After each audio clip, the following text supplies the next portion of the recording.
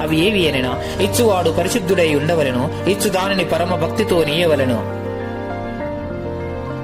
అందుకు ఉదాహరణము భగవంతునకు పత్రమును విదురుడు ద్రౌపది, పుష్పమును గజేంద్రుడు, ఫలమును శబరి, తోయమును రంతీదేవుడు. భక్తితో ఒసంగి కృతార్థులైరి.